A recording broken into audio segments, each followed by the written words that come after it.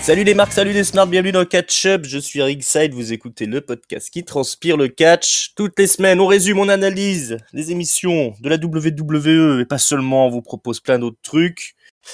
On se retrouve aujourd'hui pour le retour de votre émission mensuelle, le gros pré-show.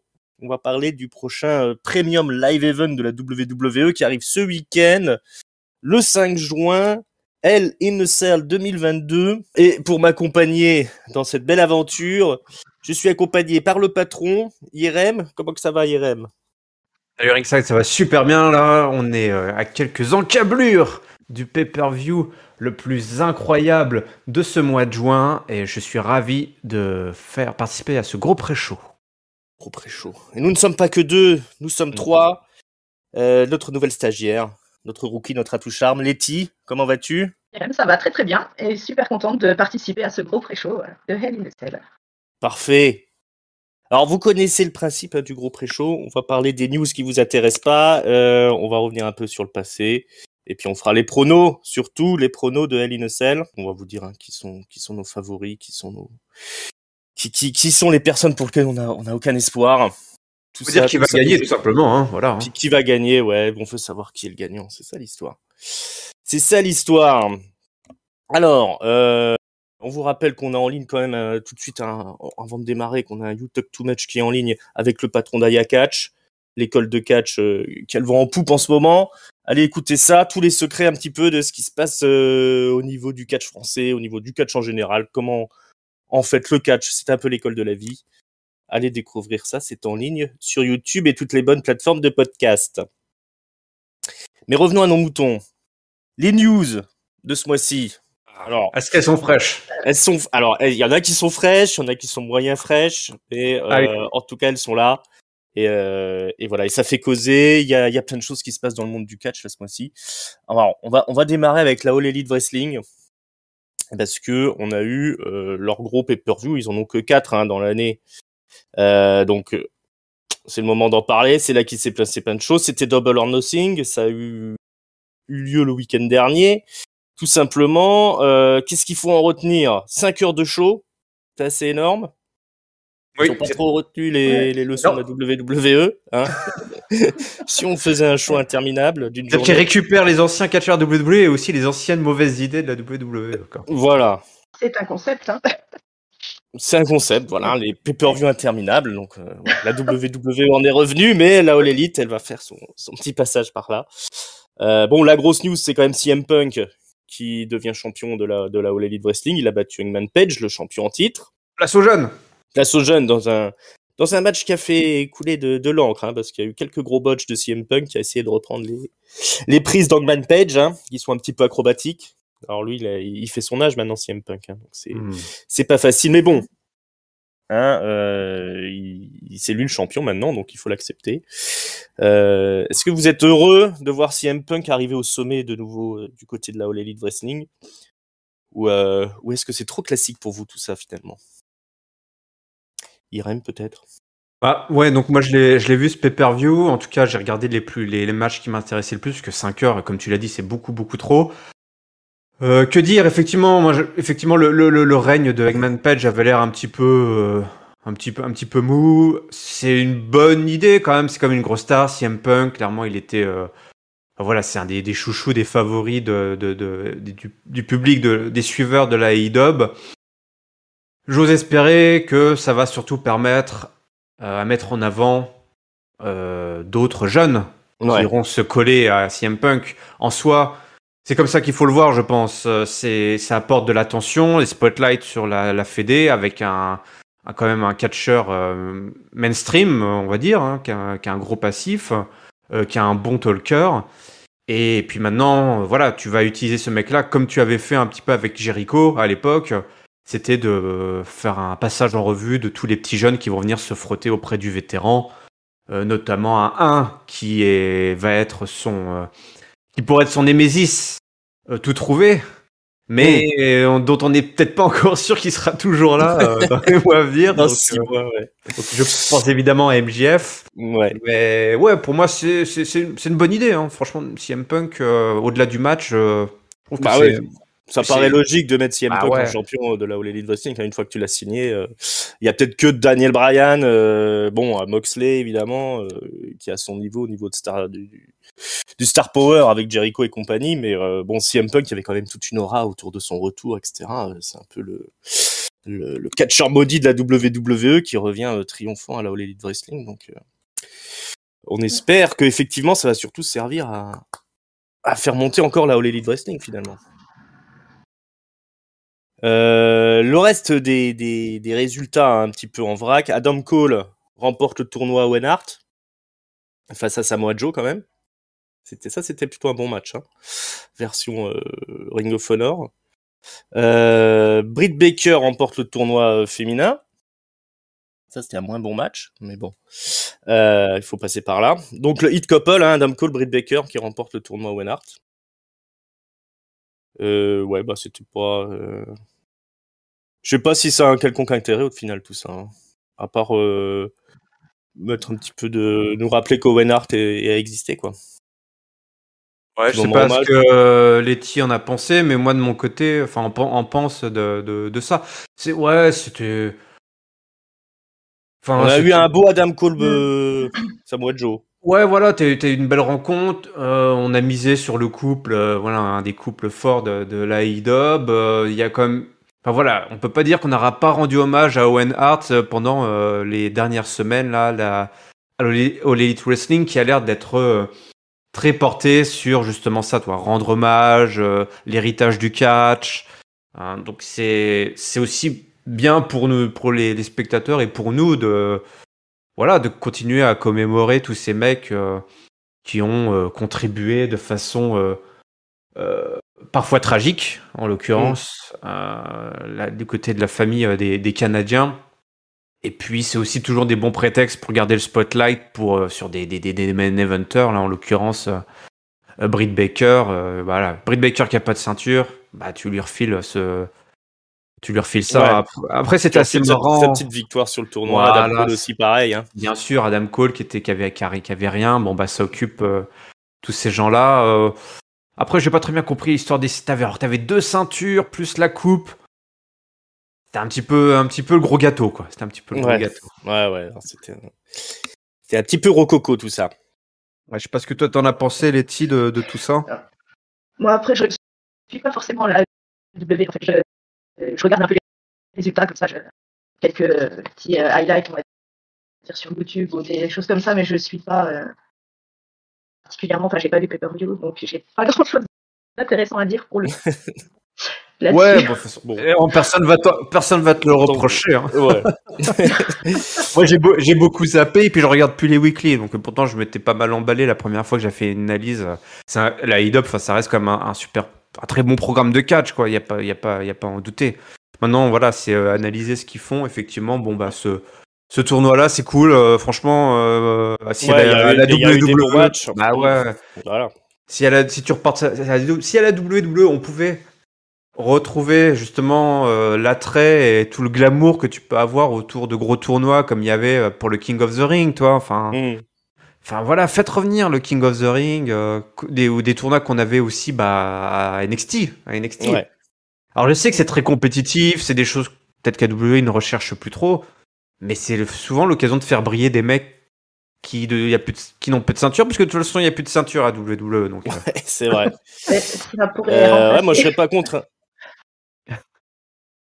Je serais pas contre un cruiserweight classique, moi, de nouveau. Hein. C'était une belle réussite à l'époque. Ouais, oui, c'était pas mal ça. Hein. Les tournois féminins, tout ça, c'était le Mae Young, c'était cool ça, le Mae Young. C'était une plus-value sur le WWE Network, hein. On savait pourquoi on le payait à l'époque. Que maintenant, c'est pas grand-chose de neuf qui sort, hein, honnêtement. Ouais, c'est vrai que y a plus grand-chose. Hein. On en reparlerait peut-être tout à l'heure avec NXT, mais on paye pourquoi, on sait pas trop là. Parce qu'on est sympa. Par fidélité. Bon, quelques arrivées quand même à la All Elite Wrestling. Hein. Ember Moon, quand même, qui revient sous le nom de Athena. Oh. Elle est en forme. Elle va s'attaquer à la championne TBS Jet Cargill. Elle a débarqué comme ça en fin de match. Le Mexicain Rush le compatriote de Andrade, El Idolo, hein, avec qui ils avaient formé Los Ingobernables. Bah voilà, ils sont réunis à la All Elite Wrestling.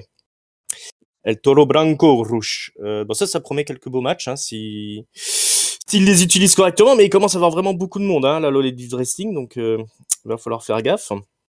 Et on a aussi Rousseff qui est de retour, ça s'est passé à Dynamite. Et il a affronté John Morrison quand même, hein. On avait un classique WWE là. John Morrison sous le nom de Johnny Elite. Oui, il s'emmerde pas lui. Hein. Ouais, bah à chaque fois qu'il va quelque part, il change de nom. Là, il sait pas. Bah, c'était Johnny Impact à Impact. Johnny Impact, Johnny quoi, Johnny Lucha, non, comment il s'appelait Johnny Mundo. Johnny Mundo. Johnny Mundo. Bon, il s'appelait Johnny Nitro, il aurait pu s'appeler Johnny Dynamite, hein, mais c'était pas. Ah oui. Peut-être moins classe que Johnny Elite, je sais pas. Ah, j'avoue. Voilà. Bon, il a pas signé, il fait des petites piges, hein, John Morrison. Oui. Et Rousseff, il doit faire une grosse pige, je pense. Je sais pas. Peut-être qu'il revient de blessure, mais en tout cas, c'était un peu ce qu'il y avait de mieux, Rousseff, à une époque. Enfin, c'est Miro maintenant, hein, la All Elite Wrestling. C'était un peu ce qu'il y avait de mieux. Donc, bon, ça donnera peut-être un nouvel attrait à Dynamite. Alors, ce qui est intéressant aussi, c'est qu'il y a un crossover là qui se profile avec la New Japan Pro Wrestling, avec un pay-per-view qui va s'appeler Forbidden Doors, si je dis pas de bêtises, qui arrive à la fin du mois. Et on va quand même avoir un dream match, hein, puisque Hiroshi Tanahashi est venu défier CM Punk. Donc, il y a quand même un Tanahashi CM Punk. Ça, c'est quelque chose que je pensais pas voir. Ouais, en 2022. En 2022, surtout. C'est dommage que c'est pas arrivé, genre, en 2015.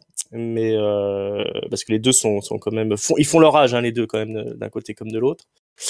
Mais bon, on va aller regarder ça comme ça. On espère qu'ils vont faire quand même un gros match. Il y a Kazuchika Okada qui est prévu pour affronter Hangman Page. Oh. Donc ça peut donner aussi un gros match. Alors les crossovers entre la New Japan et des fédés américaines, il y en a eu beaucoup sur les dernières années quand même. Ils font comme si c'était nouveau, mais bon, tous les ans il y avait les crossovers entre la New Japan et la Ring of Honor. Oui, une fois de plus, ils n'inventent rien, ces gens. Et non, c'est que du réchauffé, hein, que de la poudre aux yeux. Paye ton innovation, attends. Voilà, donc bon, on va regarder quand même, mais on sait ce que ça donne. C'est pas si généralement, c'est pas aussi explosif qu'on aimerait. Non, c'est c'est des affiches de gala. Ouais, voilà. Pour donner ces fameux dream match que tu pensais impossibles. Alors, à mon avis, le match entre Okada et Hangman Page sera peut-être plus impressionnant que le Tanahashi Punk. Oui, surtout qu'ils se connaissent, ils sont quand même déjà croisés sur le circuit japonais. Donc, ouais. Donc voilà, on va quand même suivre ça du coin de l'œil. Tu suis pas du tout le catch japonais, je suppose, Letty. Pas trop, non. Non, j'ai pas trop le temps. Pas de Tanahashi, pas d'Okada. Non, on t'en voudra pas non plus. On t'en voudra pas non plus. Il y a eu des belles heures, mais... Oui, ils ont eu des belles heures, mais en 2022, la NJPW... Voilà, elle essaye de rattraper le wagon de la EW, mais... avec le Covid, tout ça, c'est pas facile. On en reparlera un petit peu après. Mais on va venir sur la vraie grosse news de la All Elite Wrestling, qui a fait mariner un petit peu tous les smarts, tous les marques, tous les fans de catch. Qu'est-ce qui se passe avec MJF? C'était le gros scandale du week-end. Maxwell Jacob Friedman, donc le top heel, on va dire, de la All Elite Wrestling, qui était en rivalité avec Wardlow, son ancien homme de main depuis quasiment 2 ans. Double or Nothing, c'est la conclusion de leur rivalité. Mais MJF se plaint depuis un bon moment de son traitement à la All Elite Wrestling, notamment au niveau du salaire. Il explique qu'il n'est pas assez payé, hein, tout simplement, parce que... Au SMIC. Voilà, au SMIC quasiment le gars. Donc ça va pas du tout, parce qu'il dit qu'il est un des plus gros draws, comme on dit, de la All Elite Wrestling.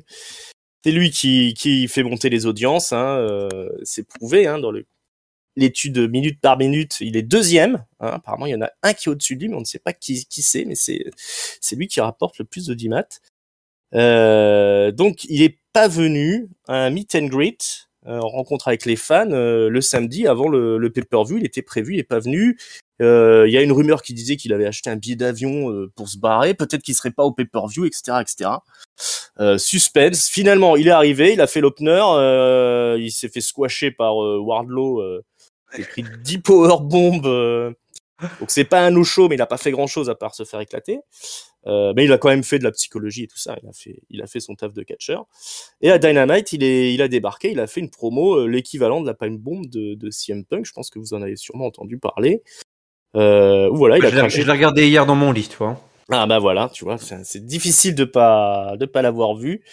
Où il a craché tout ce qu'il avait sur le cœur, hein, c'est-à-dire comme je vous ai dit qu'il était pas assez payé, qu'on lui reprochait d'être un mauvais catcheur parce qu'il faisait pas des cabrioles comme le reste de la All Elite Wrestling, qu'il faisait pas tomber ses adversaires sur la tête, qu'il était safe dans le ring. Mais du coup, on le qualifie de pas assez spectaculaire, etc. Voilà, il dit quand même que c'est lui le meilleur. Il dit qu'il veut partir, il dit qu'il veut être viré. Voilà, il dit que les gens, même que les boys dans les coulisses veulent sa place, qu'ils sont contre lui.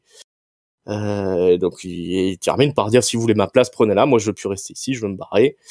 Il lâche des gros mots, hein, des fuck et des tout ça à l'antenne de la télévision. C'est pas banal. Son micro est coupé, hein, à l'instar de CM Punk à l'époque de la Pipe Bomb, souvenez-vous. Et donc voilà, la grande question, c'est de savoir est-ce que c'est un work, est-ce que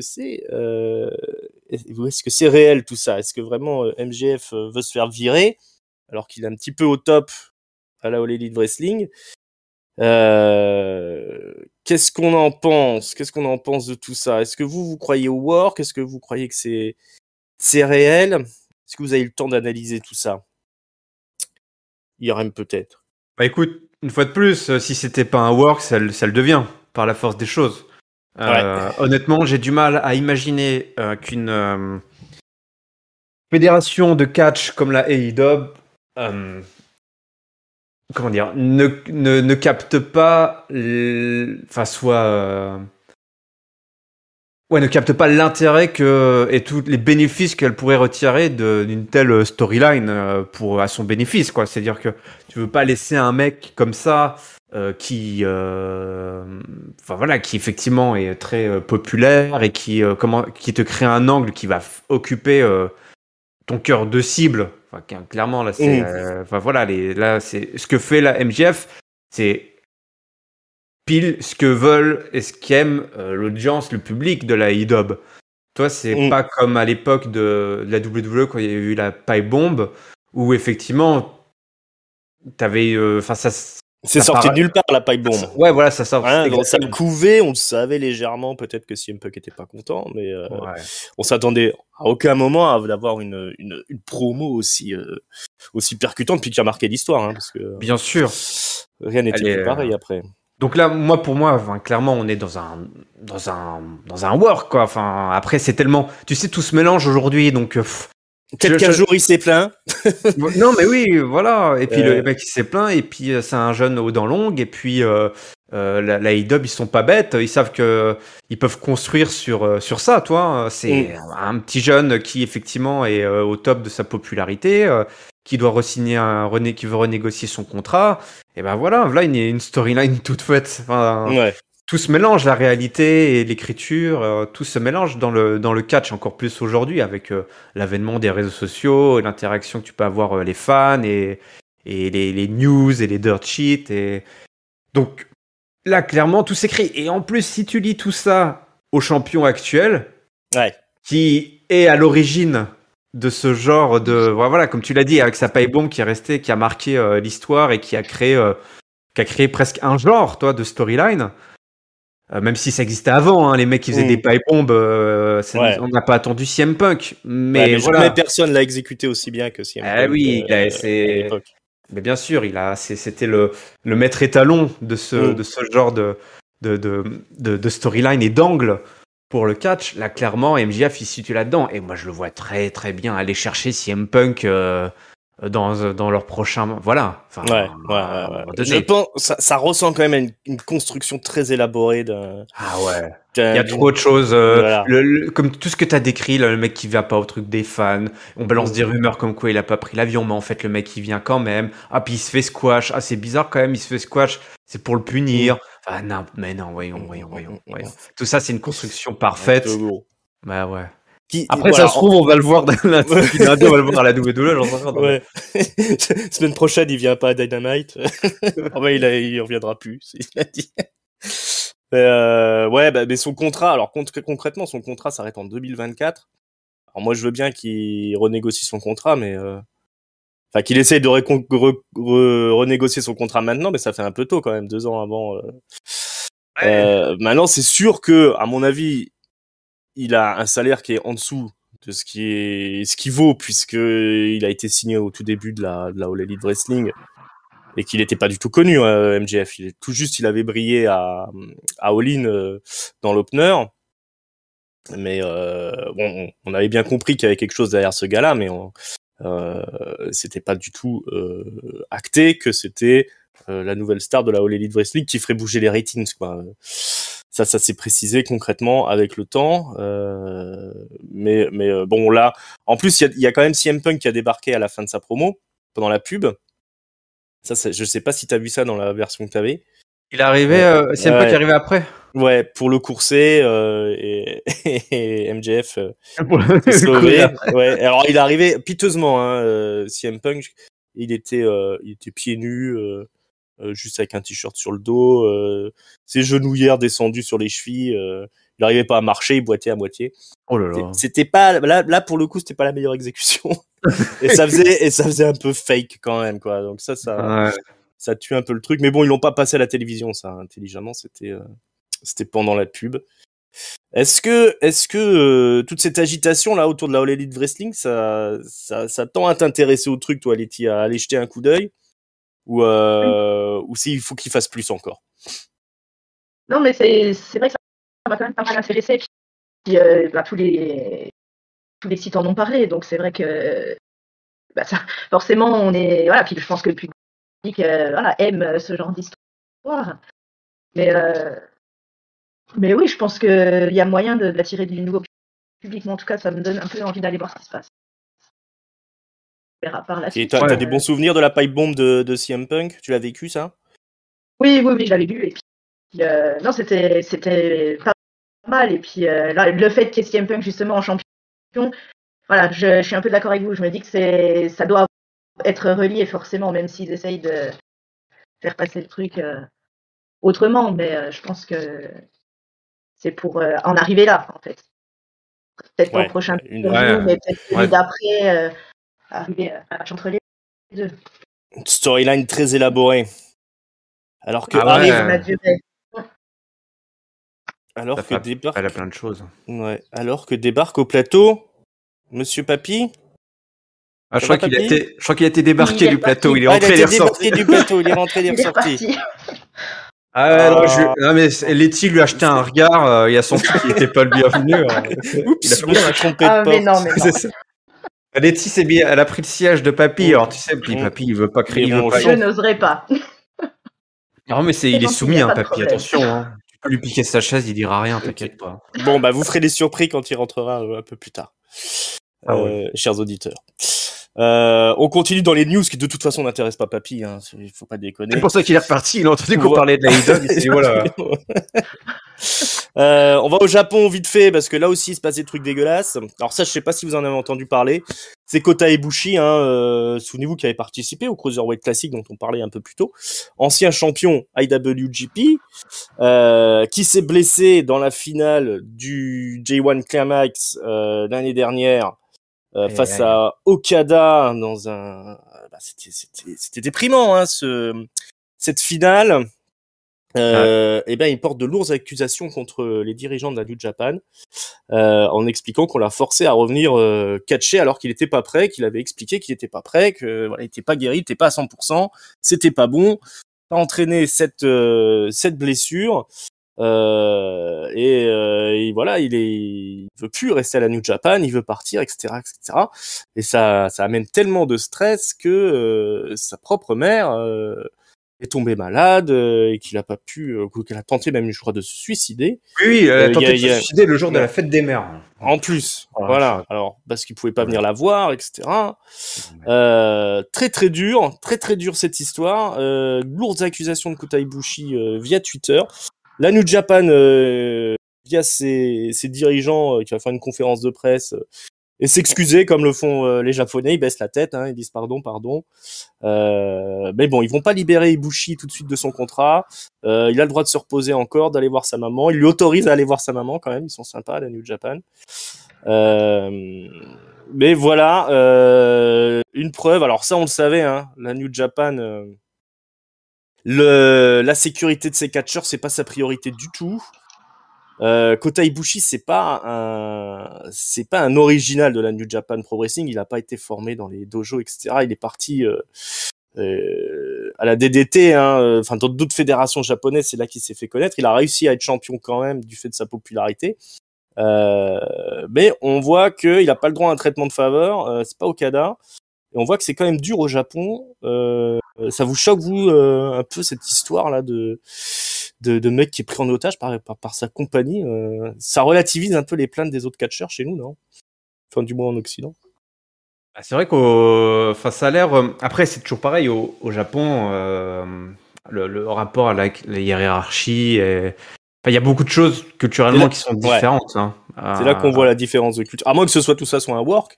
Mais je crois pas du tout quand même. Ah oui, le suicide de la mère c'est un gros work en fait. Ce serait poussé là. Ce serait poussé le truc un peu loin. C'est d'un mauvais goût. C'est avec Vince McMahon qui fait des trucs comme ça. Mais ouais, enfin voilà, hein, on se plaint de la WWE, du traitement des catcheurs, mais on voit qu'au Japon, quand on dit souvent un catcheur qui serait heureux au Japon. Ouais. Après, la différence, c'est vraiment. Je ne sais pas. Peut-être que toi, tu en sais plus, mais j'ai l'impression qu'au Japon, on a moins ce genre d'histoire, toi, que c'est très secret gardé. Ouais, c'est le secret. On les entend pas se là. plaindre. On n'entend pas vraiment les gens se plaindre. Et là, Kota Ibushi, qui était quand même une des figures les plus mainstream du catch. Alors, c'est relatif, mais je veux dire, en dehors du Japon, il a quand même fait pas mal d'apparitions. C'était un des catcheurs japonais qui était le plus accessible, on va dire, pour ceux qui ne suivaient pas des gros suiveurs. Moi, Ibushi, c'était un personnage assez. Il est dans l'air du temps. Ouais, très moderne. C'était le tag team d'Omega, etc. Et il a un catch qui est extrêmement moderne, le physique qui va avec. Belle gueule. Belle gueule. Il joue un peu sur les règles, puis les thèmes de jour des jeunes qui parlent plus aux jeunes que nous. Bien sûr. Voilà. Donc voilà, il nous fait un MeToo, quoi, un peu un MeToo japonais, hein, le Ibushi, en ouvrant la boîte de Pandore de tous ces secrets qui régissent un peu le monde de l'entreprise au Japon, y compris le catch, où on ne parle pas en fait, on s'exécute. Donc là, c'est vrai que tout le monde est un peu dans une position un petit peu délicate et on ne sait pas qu'est-ce qui s'est passé. C'est toujours pareil, nous on n'est pas dans le secret des dieux, mais en tout cas, là ce qui est intéressant, si je puis dire, c'est que voilà, un catcheur japonais ose parler et dire que ça va pas, quoi. Et c'est vrai que c'est le côté sombre du catch en particulier, mais puis aussi du monde du travail au Japon, quoi. Ouais, c'est ça. Le monde du travail au Japon, le catch au Japon. Kota Ibushi qui va peut-être prendre une nouvelle aura de justicier social au Japon. Voilà. Il met en cause directement un de ses cadres supérieurs. Hein. Le mec est nommé, j'ai plus son nom là, mais c'est Kikuchi. Ouais, Kikuchi Kakashu. un petit cachot. Voilà. Il avait balancé les discussions qu'ils avaient eues où l'autre, il s'est menacé de le virer et tout. Les mails ont été balancés, donc voilà, c'est crapoteux. Ouais. Mais c'est aussi ça le Japon. Donc Kota Ibushi qui verra vivre son futur sera sûrement pas à la New Japan Pro Wrestling, donc peut-être un contrat à la All Elite Wrestling. Hein, c'est peut-être l'occasion d'aller en Amérique, même s'il a toujours un peu freiné des deux pieds pour aller autre part qu'au Japon. Ou peut-être qu'il deviendra l'instar d'une autre fédération et qui fera peut-être émerger une autre fédération de catch au Japon. En tout cas, ça donne une sale image à la fédération, la New Japan, la fédération au Lyon. Hein. On regarde déjà qu'on regardait pas, alors là. Ouais, alors maintenant on a envie de les boycotter, quoi. Surtout que la finale du Best of Super Junior, c'est Hiromu Takahashi contre El Desperado. Troisième finale d'affilée pour Takahashi et El Desperado. Ils se sont affrontés déjà au moins 15 fois. Et El Desperado, c'est pas très fantastique dans le ring. Takahashi, il revient, c'est pareil, lui aussi, il revient de blessure très très grave où il s'est pété les cervicales. pas sûr que dans un autre pays, il aurait le droit de catcher, hein, ce bon vieux Takahashi. Hein. Mais voilà, la New Japan, hein, l'âge d'or, c'était il y a quelques années. On espère qu'ils vont mettre de l'ordre dans tout ça. Papy, t'es là ou t'es pas là? Je suis là, vas-y, Ah, vous m'entendez? Allô, bonjour, bonjour petits enfants. Ça va bien? Ça va? Bah oui, je suis arrivé, ça parlait de mode cajou, de mec Kishi ou je sais pas quoi, j'ai rien compris. Oui, Je me suis dit, je vais pas les interrompre, hein, ils racontent, c'est en train de parler d'une mauvaise expérience à un apéro, je vais pas les embêter. C'est ça. Bon, t'arrives bien, on va bazarder encore quelques infos sur le catch indie, et puis on va arriver sur la WWE, hein, doucement mais sûrement. Vas-y. Voilà. Allez, fait divers. Jack Atlas. Vous vous souvenez de Jack Atlas? Il avait fait des piges à NXT, lui. Non, ouais, NXT, voilà. Il a été un petit peu à la All Elite Wrestling. Je crois qu'il avait re-signé là-bas. Il s'est fait arrêter hein, pour violence domestique sur son compagnon. Donc voilà, c'est un de plus. Hein. On le rajoute à la longue liste. Ce qui est original, c'est que là, c'est 2 hommes hein, qui se tapent dessus. Donc, ça nous change ce qu'on regarde tous les lundis soirs. Voilà, le mec peut se défendre, mais bon, si c'est pas un athlète, il a dû prendre aussi. Donc bon, voilà, c'est pas beau. Jack Atlas, sa carrière est finie. On tape pas sur les gens. Non. Dakota Kai change de nom, elle devient King Kota. C'est original, non? Attends, tu m'apprends un truc. King Kota, Dakota Kai, où ça, mais alors, elle devient King Kota. Alors pour l'instant nulle part, mais d'accord, elle fait un petit tweet. Avec, elle se rebrand. Voilà, elle se rebrand et c'est parti. Elle a une très jolie photo qu'elle a lancée sur les réseaux sociaux. Voilà, on espère avoir des nouvelles de King Kota maintenant, comme on l'appelle. Dans King Kota, en fait, j'ai tapé et je suis arrivé sur le site d'un fast-food asiatique. Ah. King Kota. Peut-être qu'elle va se lancer dans des. Attends, c'est un fast-food de bouffe asiatique tenu par des des Afro-Américains. Oh c'est original d'avoir des Noirs américains dans la cuisine. Ouais, d'accord. Ok, c'est cool pour elle. Moi, j'avais beaucoup aimé. On en avait parlé la dernière fois. Dakota Kai, j'étais un petit peu triste de la voir partir. Donc, on lui souhaite réussite dans ses nouveaux projets. Ouais. Alors, la réussite n'est pas au rendez-vous. Mais on en a parlé sur le Discord surtout. La dernière fois, on avait parlé de Fede Prince Junior qui voulait lancer une nouvelle fédération. Oui, c'en est où? Eh ben, ça, on sait pas. Mais il y a une autre fédération qui est sortie de nulle part, que personne n'attendait, qui a été mis en place par nul autre que les Authors of Pain, s'appelait de Ekam et Razar.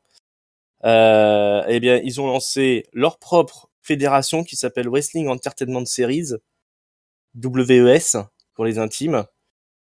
Donc il devait avoir un show en juin, premier show. Ouais. Malheureusement, c'est reporté à juillet. D'accord. Alors, première date, qu'est-ce qui se passe? Le 4 juin, il y a un catcheur de leur entourage qui est décédé. Donc en hommage, ils ont dit on va pas le faire tout de suite le show. Oui, ils reportent une autre date à un autre endroit. Ils se sont rendus compte qu'en 3-4 jours, bouger comme ça un événement, c'était pas possible. Donc du coup, ils reportent ça au 9 juillet. Et pourquoi on vous parle de ça? Parce qu'il y a une plâtrée de catcheurs de la WWE à l'affiche. Puisqu'on aura Fandango qui affrontera Noé José. Ça se passe en Angleterre en plus, hein, c'est pas loin. Y a Mike Kanellis qui affrontera Oni Lorcan. Mojo Rawley quand même contre Lince Dorado. Magnifique. Hein, c'est beau ça. Hein.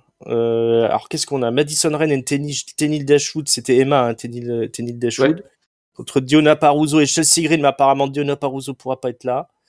C'est pas bien grave puisqu'on a aussi Killer Cross, donc Karrion Cross, hein, qui affrontera Triple Freight, Kalisto et Bronson Reed. Ah oui, d'accord. Vous voyez, c'est du beau ça. C'est bien ça comme match. Hein. Tous les seconds couteaux, quoi. C'est welcome au Jobbers World. Ah ouais, c'est pour être le nom de leur pay-per-view. Toute la low-card de la WWE là. Le pire, c'est que ça marcherait, un truc comme ça, toi. Ah bah moi, s'ils viennent dans le coin, je vais les voir. Hein. Bah oui. Les Authors of Pain contre Wesley Black et Steve Cutler, les Forbidden Son, vous vous souvenez? Ah oui, ils sont restés ensemble. Ouais, Nia Jax est là et elle affrontera Lana. Lana contre Nia Jax. Alors Lana va sûrement passer à travers une table ou un truc comme ça. Ah oui.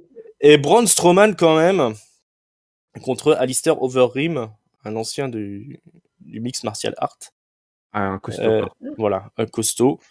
Donc voilà, grosse carte. Ça se passera donc en Angleterre, à Nottingham, Motorpoint Arena, le 9 juillet. Ouais. Moi, Voilà. ce qui m'embête, mon bon Ringside, là, c'est que je suis pas sûr qu'en tant que Français, on soit bien reçu en Angleterre pour aller voir un spectacle, quoi. On va se faire gazer à peine sortir du TGV, là. Voilà, hein, à l'époque où j'ai mis sous presse, voilà, c'était envisageable de faire une petite sortie en Angleterre. Les relations diplomatiques étaient encore correctes à l'époque. Voilà, maintenant il faut travailler votre accent pour passer incognito, hein, parce que sinon ça va faire mal. Mais dans l'absolu, la fiche que je vous sors là, si ça passe en France, là, ça vous intéresserait? Letty, ça t'intéresserait d'aller voir ça? Oui, clairement, ce serait quand même une bonne occasion. Et puis, même si c'est Global World, c'est quand même intéressant, je pense. Il y a quand même des bons noms. Ouais. Ils ont même gardé les storylines de la WWE, comme tu dis, Nia Jax contre Lana. Un classique. On a peut-être enfin la fin la fin de la storyline. C'est dingue, c'est difficile à suivre, hein, oui. Il paraît que Lana va gagner en restant sans bouger à l'extérieur du ring. Elle va gagner ce match comme ça. Ça, c'est pas impossible. Ça donne envie. Ouais. Papy, il a déjà son ticket, là, ça y est. Il a déjà, ça s'est vendu, hein. C'est sûr. Il passe là sur la place de la mairie. À la limite, je veux passer les voir, quoi. Bon, après, mettre de l'essence là-dedans, je suis pas encore sûr à 100%, quoi. Mais bon, moi, je pense que ce qui serait important, c'est d'avoir l'avis de Géliel là-dessus, parce que Géliel, je suis sûr que si ça passait dans son coin là, il serait chaud patate. Moi, je trouve que vous êtes bien méchant avec Lana. Salut à tous. Salut Géliel. Il s'est faufilé. Ah oui, entre les petits fils d'internet.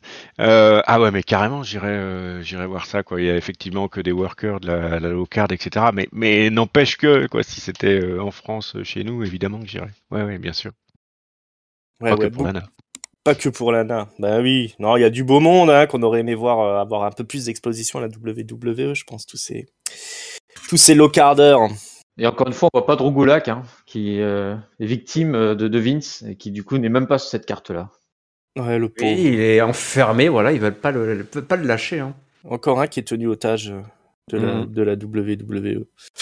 Bon bah voilà, hein, si vous êtes pas loin, n'hésitez pas à aller faire un tour, c'est le 9 juillet. Alors, faut quand même qu'on en parle, c'est important. La WXW, la fédération allemande. On a quand même plein de catcheurs français qui sont. Tristan Archer est le champion quand même de cette fédération. C'est pas difficile à trouver puisqu'il vous suffit d'aller sur le WWE Network pour voir ça. Mais oui, c'est ça qui est bon. Ouais. Ça, c'est excellent, ça. Voilà, c'est facile comme tout. Alors la production, elle est propre, hein, de ces shows-là. Hein. On n'est pas sur du show indie crasseux. Ah non, c'est la qualité Henkel du show allemand là. Voilà, il y a du savoir-faire. Hein. Ça fait un moment que ça existe. Hein, la WWE, hein, ça a sorti des catcheurs comme Walter, hein, tout simplement, Gunther hein, à l'heure actuelle. Donc Tristan Archer est notre champion. Il affrontera Alex Tischer, qu'on connaissait sous le nom d'Alexander Wolf dans le clan Sanity, quand même dans un Ironman match de 60 minutes. C'est bon ça c'est des grandes stipulations, des grands catcheurs. Ah ouais. Gros match en perspective. C'est le 3 juin. Ça se passe à Hambourg.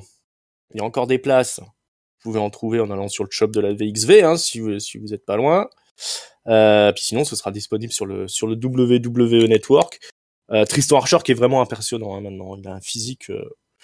Il est même beaucoup plus impressionnant que le Axeman que l'ancien WWE. Ouais, il est ressorti du studio Catch-Up encore plus balèze que quand il était entré. Hein. Bah c'est ça, on lui a donné quelques astuces. Hein. Oui. Moi je lui ai glissé 2-3 mots. Programme, tu lui as donné ton programme. Bah voilà, hein, pour avoir un beau routine comme moi. C'est ça. Il m'a dit ça a l'air un peu compliqué. Mais je lui ai dit écoute, faut savoir ce que tu veux. Hein. Accroche-toi mon gars. C'est ça. Il s'est accroché. Et il a fait. Et il y aura aussi Aigle Blanc contre Senza Volto. Hein. Ah, la France contre la France. Voilà, un classique. Et puis plein de catcheurs allemands qu'on aime. On retrouvera également la WXW en France, puisqu'ils vont passer à Nanterre au Studio Génie le 10 juillet pour le show Battle for Paris. C'est Fight for Paris, pardon, je vous dis des bêtises. Fight for Paris, le 10 juillet au Studio Génie. C'est un crossover WXV et la PC. Hein, la PC les Allemands qui se battent pour Paris, c'est sympa ça. Ouais, ça nous rappelle des souvenirs. Hein. On est liés pour l'éternité avec ces gens-là. Voilà, exactement. Donc ça aussi, les places sont trouvables. Donc n'hésitez pas. N'hésitez pas à aller voir ça. C'est une belle salle, le Studio Génie. Et il se passe toujours des choses. C'est un petit peu le top du catch français, quand même. Voilà, tout ça, n'hésitez pas. C'est dispo. Si on parlait un peu WWE, je sais pas si vous regardez cette fédération. Bon, moi je veux votre avis sur toute cette histoire Sasha Banks Naomi là. Mais ça t'énerve pas. Hein écoute, de temps en temps. Qu'est-ce qui se passe là alors avec ces filles-là, les championnes, les championnes tag team qui no show, qui refusent de participer au main event de Monday Night Raw, qui quittent les studios, qui abandonnent les ceintures, qui sont punis, qui sont suspendus sans paye. Qu'est-ce qui se passe? Elles sont si maltraitées que ça, Sasha Banks et Naomi, vous trouvez? C'est mérité ce traitement? Elles ont le droit de revendiquer des choses comme ça? Qui veut prendre la parole? La Géliel, qu'est-ce que tu en penses, toi, de tout ça? Bah, c'est assez particulier. On a en plus l'exemple là en ce moment avec MJF côté AEW où on oscille entre le work et compagnie. J'ai cru un work pendant un petit moment. Là, ça dure. Les annonces qui sortent, c'est vraiment que voilà, il y a un clash, quoi. Il y a quelque chose qui semble s'être. Alors, je suis pas le plus assidu des Dirt Sheet et compagnie, mais il semble qu'il y a quand même eu quelque chose qui s'est passé avec un clash. Je sais pas, ce serait une grosse perte, vraiment, si jamais elles devaient partir toutes les deux et si elles étaient toutes les deux effectivement virées. Comme tu l'as dit, ça parle de salaire plus versé, ça parle de choses comme ça. Donc, apparemment, là, elles sont pas payées pendant qu'elles sont suspendues. Ouais, voilà. Alors après, la suspension pas payée, je crois que c'est à peu près normal, ça. Mais voilà. C'est le principe d'une suspension, c'est vrai. C'est ça. Mais si on extrapole au fait que elle pourrait éventuellement partir, je trouve que ce serait vraiment un très mauvais move. Maintenant, comprendre pourquoi on en est arrivé là, ça peut être aussi intéressant. Tu l'as dit, est-ce qu'elles sont si maltraitées que ça? Il y a sans doute des éléments qu'on n'a pas, sur lesquels on n'a pas, forcément de vision. On a bien vu qu'il y a eu des soutiens qui ont été apportés, étonnamment aussi par des catcheurs qui sont plus à la WWE, mais parce que ça s'est quand même fait assez discret sur les catcheurs qui étaient à la WWE. Il y a même eu quelques avis un peu contraires ou un peu plus frais par rapport à elle. Je sais pas trop. Si c'est un work, je trouve qu'il dure un peu longtemps. Et s'il y a autre chose, ce sera vraiment dommage que ça se termine pas bien à la fin, quoi. Voilà, mon avis. Pareil que Sasha Banks, c'est pas très apprécié dans les vestiaires. Même pas du tout, à ce qui paraît. En fait, elle est détestée. Elle est détestée, voilà. En fait, tout le monde la déteste. Ils sont tous bien contents qu'elle ait fait n'importe quoi. Naomi, on sait tout le monde l'adore. Tout le monde l'adore, mais on sait qu'elle picole un peu. Voilà. Donc les gens la tolèrent quand même. Mais alors, on en a toléré d'autres qui le faisaient, ça. Mais un no-show, c'est quand même grave. C'est grave dans l'absolu, c'est pas très grave. Mais d'un point de vue professionnel, c'est surtout dans le monde du catch, ça se fait pas du tout. Même dans le monde du spectacle, tu viens pas à un spectacle où t'es programmé. Normalement, t'as pas de deuxième chance. À moins que tu sois vraiment le top du top de la star du moment, quoi. Faut être Elvis Presley ou un truc comme ça. Du coup, la question à se poser, c'est est-ce que Sasha Banks et Naomi sont les tops du top stars du moment? Est-ce qu'elles peuvent se permettre ça? Et puis surtout, est-ce qu'elles sont si maltraitées que ça? Je veux dire, le point de départ, apparemment, c'est la storyline autour de leur participation au main event dans un Fatal 4-Way que Naomi devait gagner en plus et se retrouver challengeuse de Ronda, je crois, ou de Bianca Belair, je sais plus. Oui, les deux allaient se retrouver respectivement challenger pour les deux titres d'un côté et de l'autre, et du coup ça mettait en stand-by tout le programme autour des ceintures tag team, et c'est là où le bas blesse pour elle. C'est pas tant le main event en soi, je pense, mais ce que ça impliquait derrière. Ouais, alors c'est sur cette histoire de ceinture tag team féminine finalement, visiblement ça les tient à cœur. Bon. Bah, c'est ce qu'avait Sasha Banks et Bayley avaient milité énormément pour la création de ces ceintures. Donc tu peux comprendre qu'effectivement elles soient, enfin que c'est mais de là important à leurs yeux. Mais... De là aller jusqu'à un no-show quand même. Elles sont pas très... Oui, bon bref, c'est pas très important ces ceintures au final. Mais bon, c'est. En fait, je suis pas sûr qu'en plus elles soient soutenues par le reste du roster. C'est ça. Donc voilà. Enfin, je sais pas pour vous, mais moi je pense pas que ce soit un move très intelligent de leur côté et qu'on est tous perdants dans cette histoire finalement. Est-ce que quelqu'un a quelque chose à ajouter là-dessus? Non. On est bon. Non, on verra. Je pense que c'est effectivement vu les comment dire, les appréciations différentes entre les deux, je serais pas étonné qu'ils aient chacun leur sanction adaptée, quoi. Ouais. Est-ce que Naomi a ses soutiens auprès de la Bloodline? Sasha Banks, elle est un peu mainstream. Elle traîne du côté de Disney+, hein, on l'a vu jouer dans des séries télé. C'est la cousine de Snoop Dogg. Peut-être qu'ils vont trouver un terrain d'entente au final. Après leur mois de suspension, c'est déjà arrivé avec Stone Cold Steve Austin, hein, ça, hein, qui avait nos shows à une époque. Et qui avait payé une grosse amende sans sortir. Puis ils sont revenus, ils se sont réconciliés finalement. Oui, la seule chose, c'est qu'on espère que qu'ils trouvent un terrain d'entente et que voilà. Parce que c'est vrai que c'est peut-être pas elles sont peut-être pas les méga stars qu'elles voudraient être. Toi, Sasha Banks, je pense que elle sera jamais satisfaite. Elle a l'air d'avoir beaucoup d'ambition et un ego surdimensionné, ce qui est très bien parce que tu as besoin d'avoir un ego de ouf pour réussir dans le catch. Faut pas se leurrer. Mais on espère simplement que pour le spectacle, pour les fans, ils puissent trouver un terrain d'entente et puis revenir dans une grosse storyline de filles pas contentes qui reviennent. Ouais. Alors c'est dommage pour Tony Khan parce que ça désamorce un petit peu toute sa storyline autour de MJF. Que là on voit bien chez Sasha et Naomi que c'est pas un work. Et sur l'autre, on se rend compte quand même que tout ça est un petit peu scénarisé. La WWE, ils ont pas besoin de faire grand chose pour. Ils ont un temps d'avance. C'est ça, hein, tu vois. Un petit coup comme ça d'un côté. Ils ont pas besoin d'écrire les dramas viennent à eux. C'est ça. Bien dit. Des bonnes nouvelles, Jeff Jarrett et Devon Dudley reviennent bosser à la WWE à la production. Pour ceux qui étaient fans, les vieux. Je sais même pas que Devon était parti, moi. Ouais, s'il faisait partie de la charrette. Alors, Jeff Jarrett, il va s'occuper des tours live, hein, des live events. Ce que faisait Devon Dudley, si j'avais bien compris jusqu'ici. Et Devon, il va retourner en tant que producteur dans les coulisses de la télé. On est content pour eux. Et surtout, Bray Wyatt nous tease un petit retour via Twitter. Apparemment, c'est pour bientôt son retour. Est-ce que vous voulez le revoir de retour à la WWE? Ah, ça sera la WWE? On sait pas, pour l'instant. C'est quoi? Qu'est-ce qu'il a teasé encore? Il a dit il a envoyé un petit tweet, il a dit c'est pour bientôt mon retour. D'abord, il a fait une série de tweets où il disait vous êtes tous des connards, ça va bien de me critiquer 5 minutes, etc. Je vais revenir, je vais vous montrer qui je suis. Oui. Et là, un dernier tweet en disant c'est pour bientôt. Et il va vendre sa marque de soda ou je sais pas quoi, et puis. Ouais. Bon, pas été, Au final, je me pose une question, moi. On se souvient de l'aspect créatif, etc., pas si lointain de Bray Wyatt, mais est-ce qu'il manque vraiment, en fait? Oui, c'est ça. Pour moi, non. Hein. Alors, ce serait bien qu'ils reviennent pour rattraper l'histoire de The Fiend, parce que ça a quand même été un échec un petit peu cuisant. Un des derniers gros échecs quand même de la WWE. Hein, Alors, c'était si bien parti cette histoire pour finalement arriver aux catastrophes qu'on connaît, hein, avec Alexa Bliss, etc.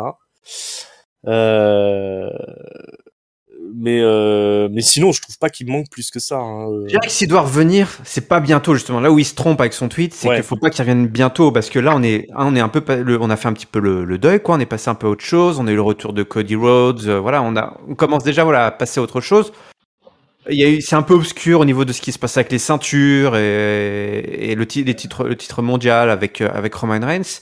Je pense que ce serait pas le meilleur timing, toi. Si jamais il doit revenir, ce serait une fois que tout se décante, une fois que tout est un peu décanté et que les choses commencent à se stabiliser, et là, boum, tu fais revenir de nulle part The Fiend dans un gros programme.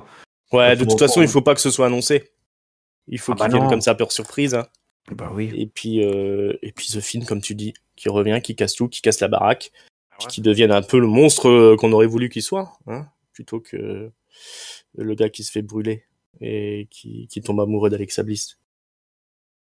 Non, franchement, quand j'y repense, j'ai pas du tout envie qu'il revienne. Sur le dernier point, on peut pas lui en vouloir quand même. Ouais, c'est vrai que c'est assez facile de tomber amoureux d'Alexa Bliss.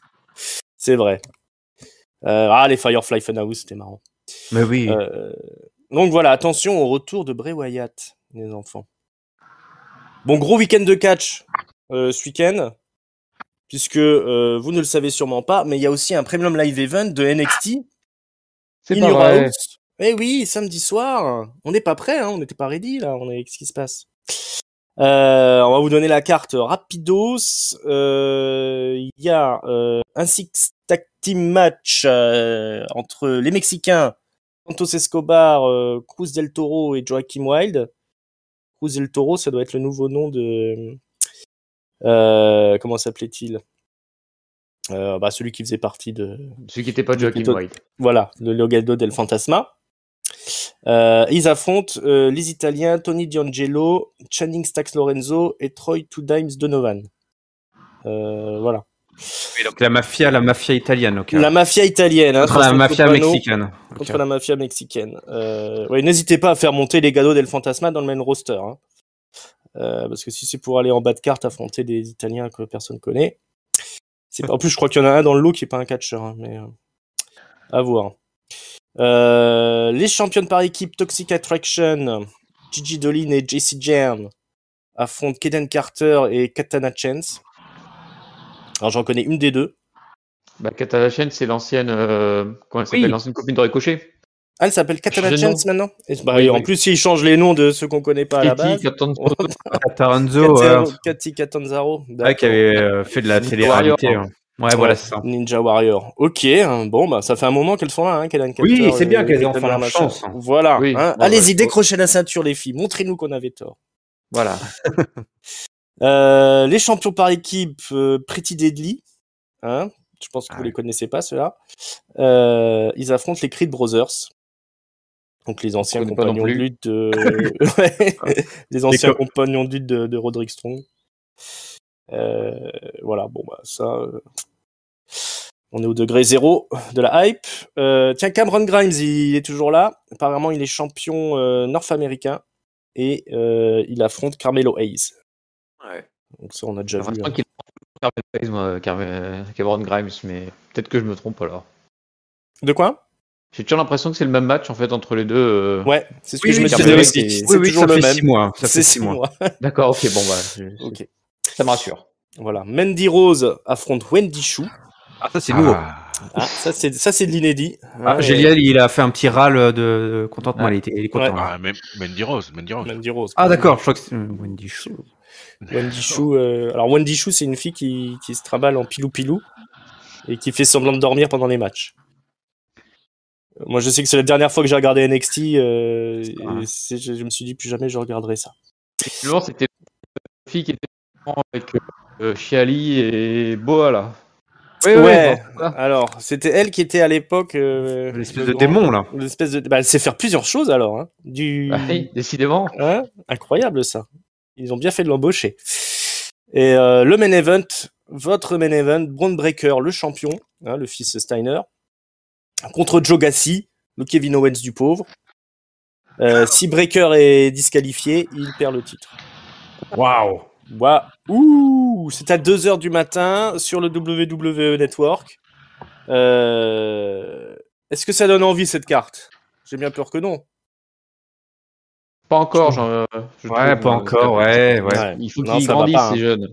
On retrouve trop de noms, trop d'anciens noms. Même s'ils les ont changés, on sait qu'ils sont là.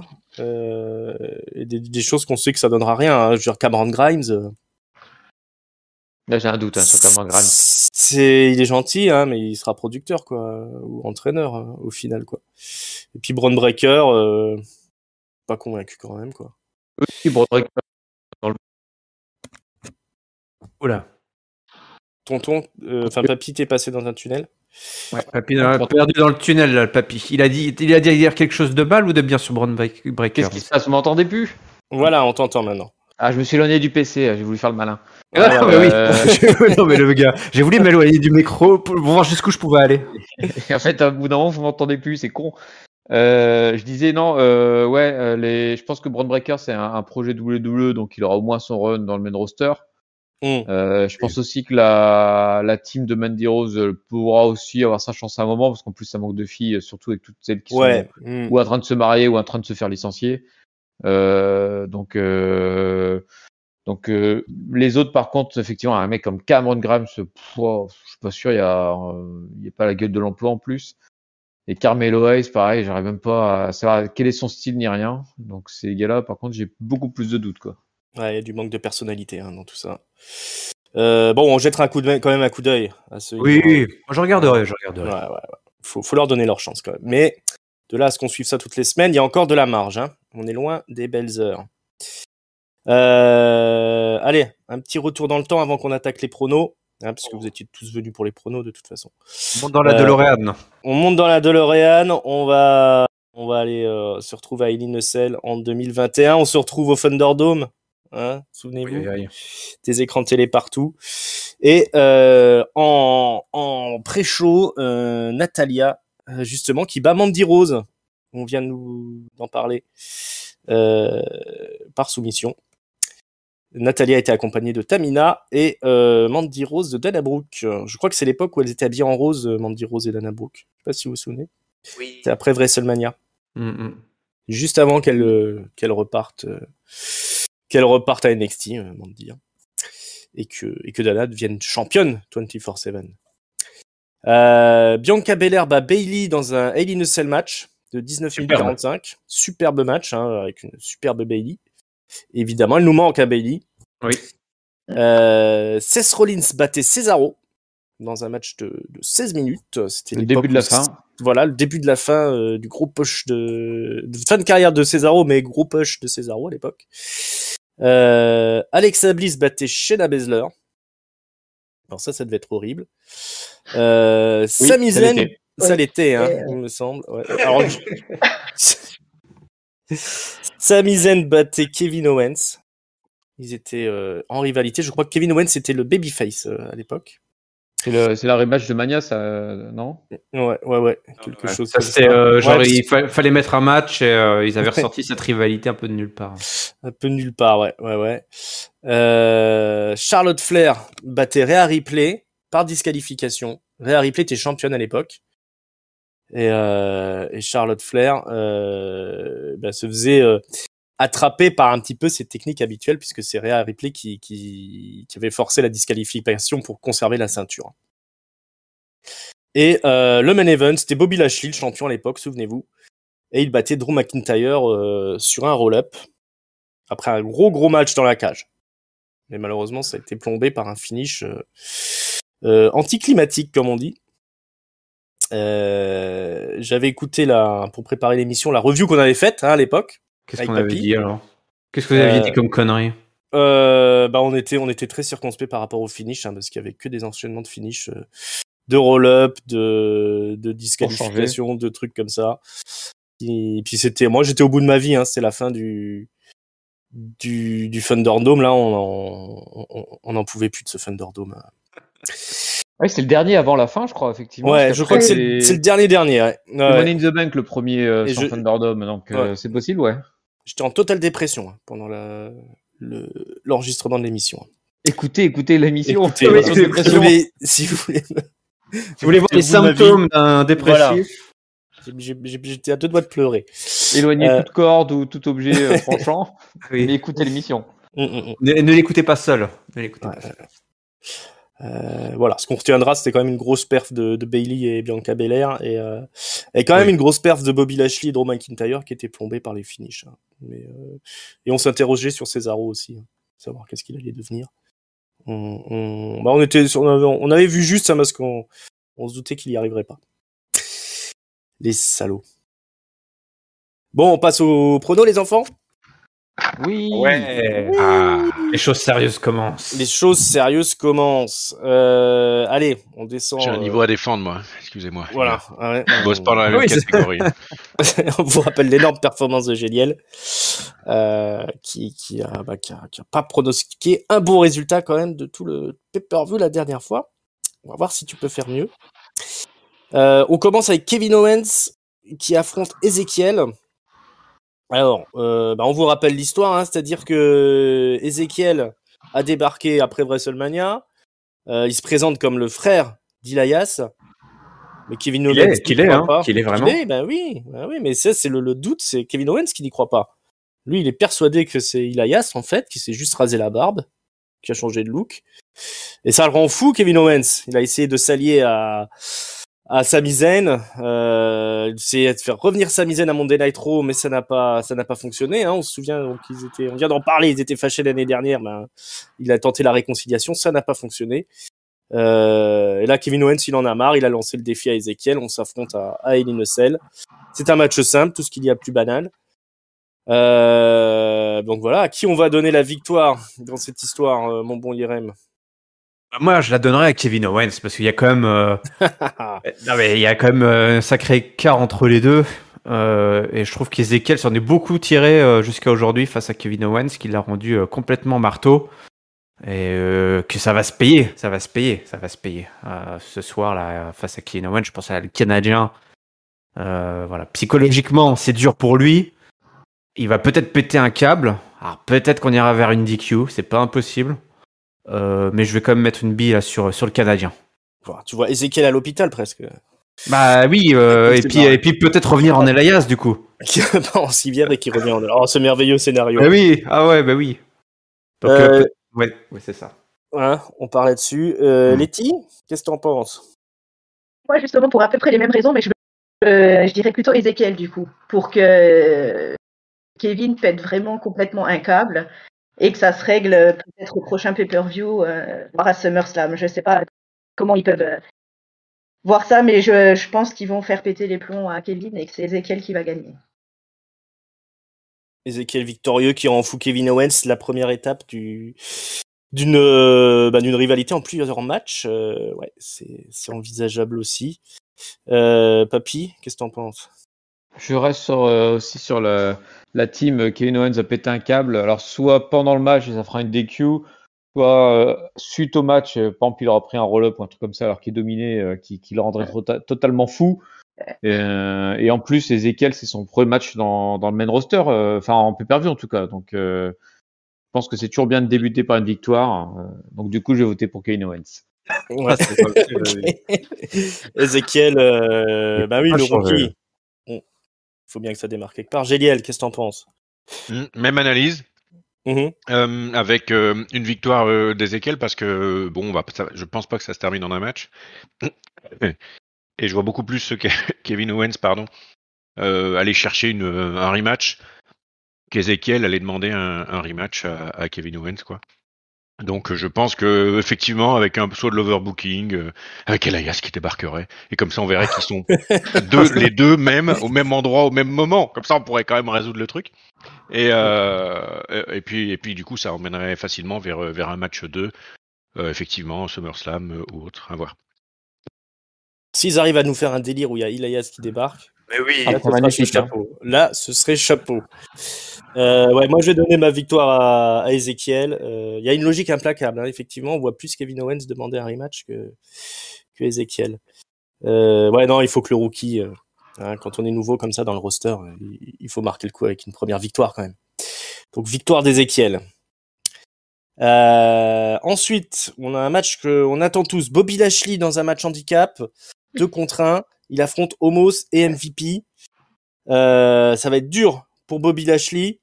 Moi, je vous cache pas que je le vois gagner quand même, atomiser les deux. Même si, à Monday Night Raw, il était plutôt victorieux contre Omos, hein, il l'a fait passer à travers une table. Généralement, si on utilise le booking inversé, on verrait plutôt une victoire d'Omos, mais je vais rester sur une victoire de Bobby Lashley, moi. Papy, qu'est-ce que t'en penses? Ce que j'en pense, je pense que malheureusement pour nous, cette histoire est amenée à durer. Aïe. Mets-le terre, tais-toi lourd, tais-toi malheureux. Non. Et pour que cette histoire dure, en fait, techniquement, il faudrait que Bobby Lashley soit le face qui se bat, qui survit à tout et qui enchaîne les défaites parce que les autres trichent comme des cochons, parce que ce sera un handicap match, mais il y aura peut-être en plus Eric Alexander qui a traîné autour parce qu'on le voit comme toutes les semaines. Donc ça sent la triche comme des cochons. Et en plus, pour demander un rematch, ce serait quand même mieux si c'était la dernière chance de Lashley avec je sais pas quoi qui serait derrière. Donc techniquement, tout pointe vers la team qui sera en supérieur en nombre. Donc du coup, bien sûr, je cocherai Bobby Lashley. Oui, Bobby Lashley vainqueur, évidemment. Oh mon Dieu, ça tient la route ce que tu dis en plus. Oui, mais oui. Ça me fait flipper. Mais ça tient la route, mais il vote pour l'autre. Alors. Bah oui, non mais ça, bon, après, puis il vise pas la victoire. Hein. Il joue pour l'honneur. J'ai vu le classement à l'envers avec Géliel. Voilà. Exactement. Il n'a pas supporté de se faire passer devant par Géliel à l'arrière du peloton. Ça ne va pas se passer comme ça. Ouais, Yerem, qu'est-ce que t'en penses, toi? Ah, c'est dur. Je trouve c'est intelligent, c'est une petit peu intelligente pour faire durer effectivement encore et encore ce truc. On pourrait dire Bobby Lashley va faire le tomber sur MVP, mais effectivement, je restais là-dessus. C'était ma première idée, victoire de Bobby Lashley avec un tombé sur MVP, mais tout se tient là, tout se tient. Ils sont très forts, même dans les rivalités de merde, ils sont forts. Ouais, c'est chiant ça. Géliel? Je rejoins un peu Papy sur le fait que ça sent la triche, ça sent tout le merdier. Donc ouais, ça va être. Alors j'ai pas envie. Hein. Mon Dieu, que j'ai pas envie que ça dure ce truc-là, et surtout de voir Omos dans le ring, ça me fait toujours pas plaisir. Mais je sens qu'ils vont quand même gagner. Ok. Donc Lashley, parce que je suis un compétiteur né. Exactement. Je n'arrive plus du tout à comprendre du tout. Letty, qu'est-ce que tu mets en victorieux? Après, je suis un peu d'accord avec l'histoire de la triche, ça, de toute façon, malheureusement pour nous, mais je pense que oui, ça va terminer comme ça. Après, personnellement, je vois pas l'intérêt en fait de cette rivalité.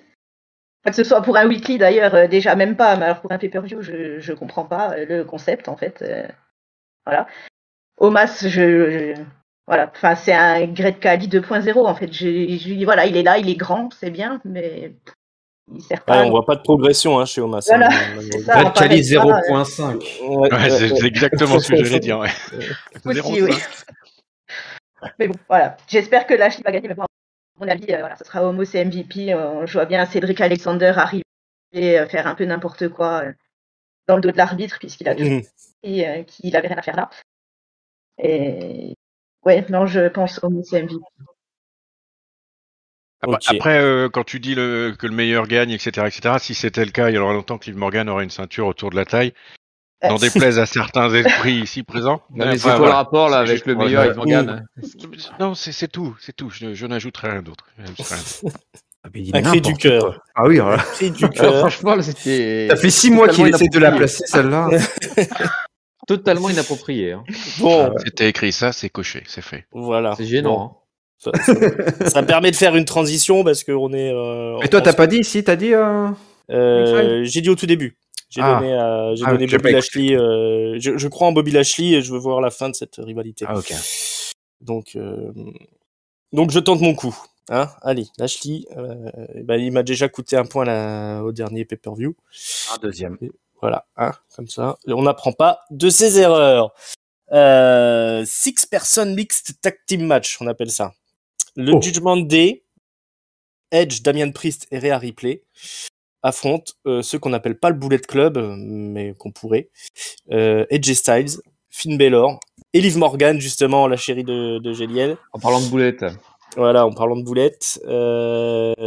Si tu nous écoutes. Qui va gagner cette bataille de clans où on mélange les femmes et les hommes, là? Qu'est-ce que c'est que cette histoire? Honneur aux dames. Letty, qu'est-ce que t'en penses?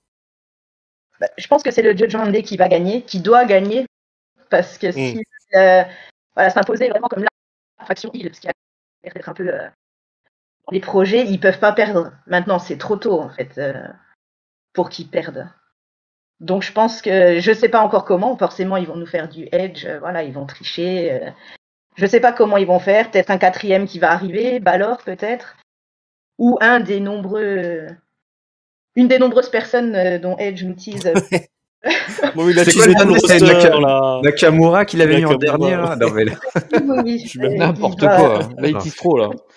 Il fume, je sais pas ce qu'il fait, mais en tout cas, il arrive à court de bonnes idées, là. Mais non, je pense que c'est le Judgment Day qui va gagner.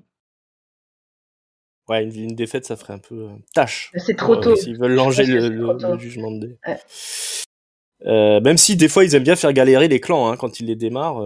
Alors des fois il y en a qui finissent jamais par percer des clans. On se souvient de Rétribution ou même Sanity, on en parlait avant. Mais des fois ça prend du temps. Papy, qui c'est que tu vois là, à qui tu donnes ton vote?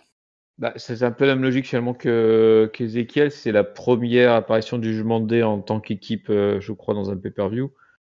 Donc tout pointe vers eux. Si j'ajoute en plus Finn Balor qui a comme toujours une bonne tête de traître à mes yeux, ça fait quand même pas beaucoup d'arguments en faveur de AJ Styles et Finn Balor. Et puis du coup Liv Morgan qui n'est pas non plus un argument en faveur de leur équipe. C'est pour ça que je vais voter pour eux. Ok. Voyons. Moi, je l'écoute même plus. Ouais, non. On sait comment ça termine à chaque fois. Qui c'est qui va parler? Géliel. Au bémol du dernier argument là, qui tient pas la route. Moi, je pense effectivement également que ce serait pas le moment de faire perdre Judgment Day. C'est leur premier match tous ensemble là, avec l'arrivée de Rhea Ripley en pay-per-view. Contre une faction qui a pas encore d'existence à proprement parler, donc il y a aucune raison sur le papier qu'il gagne pas le Judgment Day. Puis en plus s'il y a quelque chose qui doit en plus arriver derrière. Alors après ça peut justifier aussi le scénario d'avoir un 4e par la défaite à ce pay-per-view là, donc de renforcer. Mais j'y crois pas trop. Donc pour moi je pense que c'est plutôt Judgment Day qui va gagner. Judgment Day. Bon, on vous rappelle que c'est Edge qui a formé son clan avec Damien Priest et Rhea Ripley. Il aimerait bien qu'AJ Styles le rejoigne, mais bon, pour l'instant, AJ Styles il n'est pas d'accord et puis il a réussi à avoir des alliés dans la personne de Finn Balor et Liv Morgan. Yerem, je crois que t'as pas donné ton. Non, mais je vais aller avec le Judgment Day également, effectivement. Là, Judgment Day. Je donne mon vote aussi au Judgment Day. Hey. Oui, quoi? Historique. Ouais. Il y a un titre secondaire qui est défendu dans ce Premium Live Event. Le championnat US. Vous croyez que ça avait disparu? Vous savez, cette ceinture qui avait été abandonnée par Dolph Ziggler il y a longtemps. Ah oui. C'est Dolph Ziggler le vrai champion. L'angle.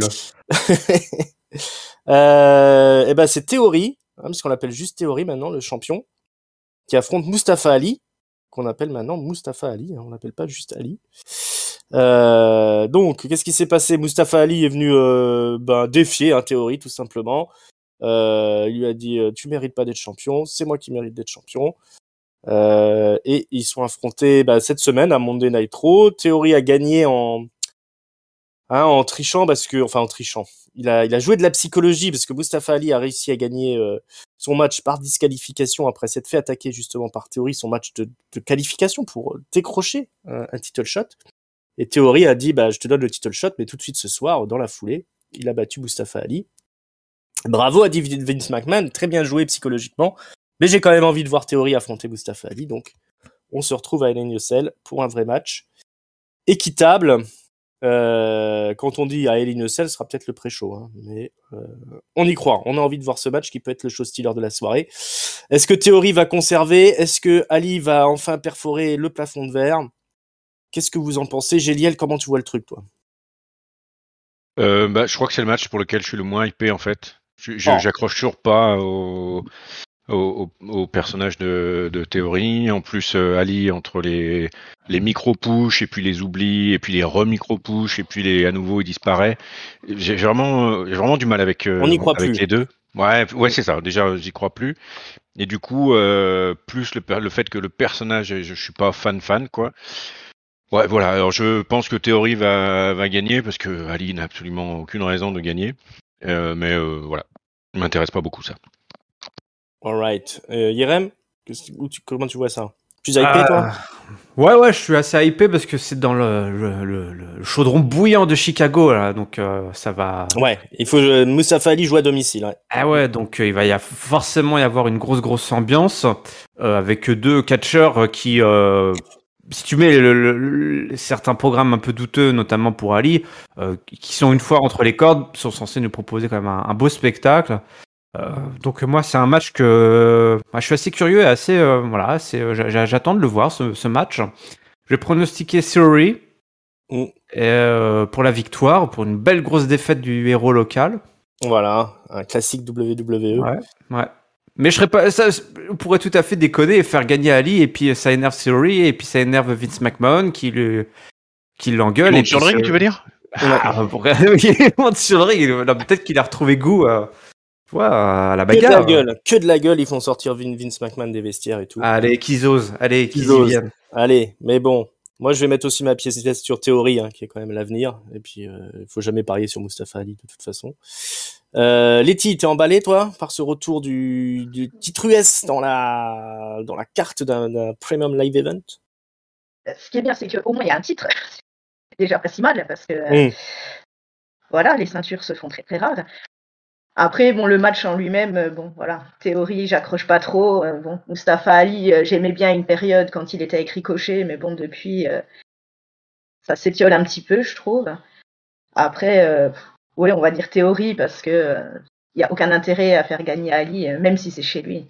Au contraire, je pense que Theory va peut-être jouer là-dessus et trouver un moyen pour l'humilier au maximum, devant sa famille, tout ça. Je pense Theory. Mais bon. On voit l'humiliation venir pour Ali. Il n'y a pas le syndrome du régional de l'étape sur les pay-per-view là qui perd systématiquement en plus? Voilà, c'est ça. Oui, 95% du temps. Papy, toi, puisque tu donnes ta piècette à Theory, à Ali?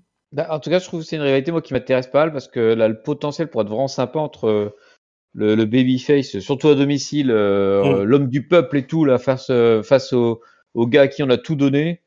Les deux scénarios peuvent être beaux avec Ali qui gagne devant son truc ou alors Theory qui se fait encore plus huer, effectivement prendre des selfies face à une foule qui lui crache dessus. Les deux vont bien. J'aurais envie de dire quand même que le choix du cœur pencherait plutôt pour Ali en mode le policier Chicago là qui se bat contre les injustices et qui du coup arrive enfin devant son crew à régler le compte au grand méchant Theory. Donc du coup je vote Theory. Theory conserve son titre. Voilà, on a fait le tour pour ce match-là. Le championnat féminin, c'est une triple frite. Bianca Belair, Asuka, Becky Lynch. L'histoire, c'est que Bianca Belair est championne. Sasha Banks et Naomi ont refusé de participer à la storyline.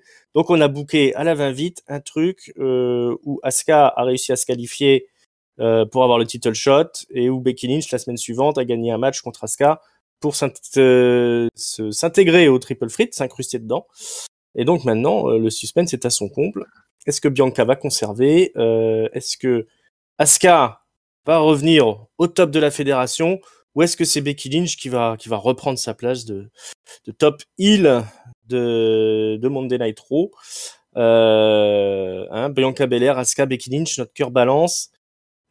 Tiens, puisqu'on parle des femmes, Letty, tu vas être une spécialiste de tout ça. Voilà, c'est quelle subtilité. Vraiment ton tonton. D'expérience. Aussi subtil que tonton. Après, je pense que tout est possible. C'est ce qu'il y a de bien dans cette rivalité, c'est que les trois, elles sont au top en ce moment. Et tout est possible. Après, moi, je penche plutôt pour Becky Lynch. Parce que ce serait dans une logique, avec un rematch à Money in the Bank. Mais je pense que tout est possible et que ça peut vraiment devenir le meilleur match de la soirée. Il y a un énorme potentiel sur ce match. Les trois.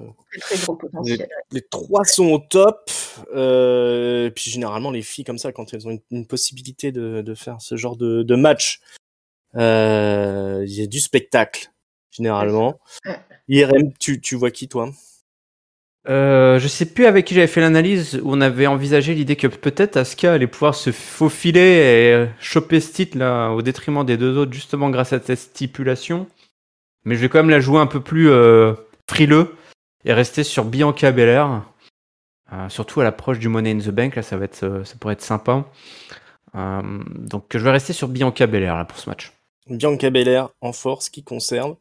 Papy? La chose de la sécurité, effectivement, c'est qu'à Triple Free, tu fais le sortant vainqueur, comme ça tu prends pas de risque, donc dans le cas de grandes chances de s'imposer. J'ai aussi une théorie en cours, alors, qui est très très lointaine, qui serait de dire que suite à la petite bisbille entre Montesford et Lemise lundi, plus le retour de Maryse la semaine prochaine, est-ce que du coup ils en profiteront pas pour nous foutre à Marie un intergédeur match, et du coup il faudrait libérer Bianca sa ceinture, et dans ces cas-là, ça serait mieux que ce soit Becky qui la récupère par une entourloupe, et ça lancerait ensuite la rivalité Becky versus Asuka. Donc du coup, je vais voter Asuka. Asuka, voilà. Pourquoi pas? Faut bien un changement de titre dans la soirée. Géliel? Alors, moi je vais voter Asuka aussi pour en contre-vote un peu, mais parce que j'ai vote de cœur, quoi. J'ai vraiment très envie de la voir revenir au top après tous ces mois. Ça rapporte pas de points, hein, tu sais, hein, quand on fait jouer le cœur. Je sais. Bien placé pour le savoir. Je préfère te le rappeler quand même. Oui, non, mais tu fais bien. Par contre, je vois aussi le potentiel show stealer, quoi. Il y a quand même moyen d'avoir quelque chose de vraiment, vraiment super sympa s'il laisse le temps. Je pense qu'ils leur laisseront le temps. Ouais. Et je pense que ça peut être, on en reparlera peut-être, hein, mais dans l'analyse, mais voilà. Par contre, je spoil un show stealer de ces trois filles-là, et en espérant qu'à la fin, il y ait une bonne surprise avec la ceinture autour d'Asuka. Asuka. Moi, je vais voter pour Bianca Belair qui conserve après un match que j'espère spectaculaire, hein, quand même. J'attends beaucoup de ces trois jeunes femmes. On arrive au main event qui sera un Hell in a Cell. Alors ça veut dire qu'il n'y a qu'un Hell in a Cell pour l'instant sur la carte. Il se peut qu'il y ait d'autres matchs qui soient rajoutés après SmackDown, hein. On n'a pas encore vu SmackDown. Après ça, il y a des matchs de Raw en plus. Ouais, c'est une carte 100% Raw. Alors on parle peut-être d'un Riddle et Nakamura contre les Usos. Peut-être qu'ils feront peut-être un petit tournoi express pour le titre vacant intercontinental, je ne sais pas. Mais c'est pas impossible qu'on ait quelques matchs qui soient rajoutés à la carte, ou peut-être un deuxième Hell in a Cell, parce que il y en a qu'un là du coup. Et c'est pas n'importe quoi ce match. Il est pas là, hein, Roman Reigns. Hein. Donc on a d'autres main eventers. C'est qui le main eventer quand il est pas là? C'est Cody Rhodes. Cody Rhodes qui va régler son compte définitivement à Seth Rollins, à moins que ce soit Seth Rollins qui règle son compte, qui est sa revanche face à Cody Rhodes. On se souvient qu'ils sont affrontés à WrestleMania pour le grand retour de Cody, qui a réussi à battre Seth Rollins. Il y a eu un match revanche après à WrestleMania Backlash, encore une fois gagné par Cody Rhodes, mais un petit peu à l'entourloupe, hein, avec un petit roll-up tirage de slip. Seth Rollins, il en a eu marre, il a passé à tabac Cody Rhodes, vraiment très violemment. Il a failli l'envoyer à l'hosto, mettre fin à sa carrière. Cody Rhodes, il se démonte pas, il revient et il veut la finale, la belle, la 3e victoire d'affilée contre Seth Rollins dans une cage. Est-ce qu'on voit Cody Rhodes définitivement enfoncer le clou du cercueil de Seth Rollins? Qu'est-ce que t'en penses, Géliel? C'est dommage qu'il y ait finalement déjà 2-0 en fait, je trouve, alors que tout était bien pour un beau face-off dans la cage, etc. Après une victoire partout. Ils ont décidé d'enfiler 2 à Cody, pas de problème, mais du coup, voilà, 3 ça ferait énormément parce que quand même, alors il vient de revenir, pas de souci, mais quand même Seth Rollins, ça reste Seth Rollins quoi. Et se prendre un 3-0 sec, 3-7-0 par Cody Rhodes, ça fait mal. Alors, il n'est pas forcément affaibli de trop, etc. Mais je trouve que le push serait peut-être un peu fort. Et en même temps, ça serait incompréhensible de filer la victoire à un 2-1 finalement à Seth Rollins, même pour un match en cage. Donc, je suis assez partagé. Je suis assez partagé. Je vais aller chercher le 0 point avec mon vote de cœur. Donc, Seth Rollins. Voilà. Oh, il y a plus de surprise là. Seth Rollins donc qui arriverait à vaincre Cody Rhodes et donc marquer le point pour Géliel. Irem, dis-nous tout. Alors déjà, j'apprécie la philosophie de vie de Géliel, hein, qui il embrasse complètement sa façon de gérer ses pronos. C'est à saluer. C'est à saluer. Ouais, c'est beau. C'est vrai que c'est vrai qu'on est dans cette situation un peu étrange. On arrive à une Cell avec 2 victoires d'un côté, 0 de l'autre.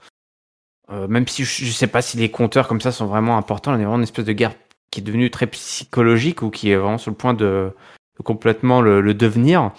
Moi, je vais voter Cody Rhodes parce que clairement, il mise tellement sur lui et que Seth Rollins, c'est le mec parfait pour se prendre un 3-0 tout en restant un main eventer établi. Et que voilà, si on arrive sur du 2-1 après, on relance encore le truc. On est à Hell in a Cell quand même. Qu'est-ce que tu fais de plus après Hell in a Cell? Tu fais rien normalement après Hell in a Cell. Donc je pense que Cody va gagner et que Seth Rollins va très rapidement rebondir avec un autre programme qui le ramènera, j'en suis sûr, dans les pattes du fiston Rhodes avant la fin de l'année. Là. Ouais. On les reverra s'affronter encore ceux-là. Cody Rhodes gagnant pour IRM. Letty, qu'est-ce que tu vois des deux? Je suis un peu d'accord avec Gélienne en fait sur Seth Rollins parce que Cody, ça fait 2 fois qu'il gagne. C'est vrai que la logique voudrait que Cody gagne la dernière pour terminer l'histoire. Mais Seth Rollins, je trouve que ça fait trop de pay-per-view qu'il perd et j'ai vraiment envie de le voir gagner. Je pense pas qu'il gagne, mais pareil, le vote de cœur, ce serait plutôt Seth Rollins. Le vote de cœur, aïe aïe aïe. Chasse pour la lanterne rouge, comment? C'est parti, elle veut plus, elle veut pas être dans le peloton de tête, elle joue pas la victoire. Seth Rollins donc qui gagnerait face à Cody Rhodes. Papy. Vous voyez, si en Rollins rééquilibre les comptes, ça veut dire aussi que la rivalité va se poursuivre, quoi. Est-ce qu'ils ont encore des choses à raconter juste à deux? Je suis pas convaincu du tout.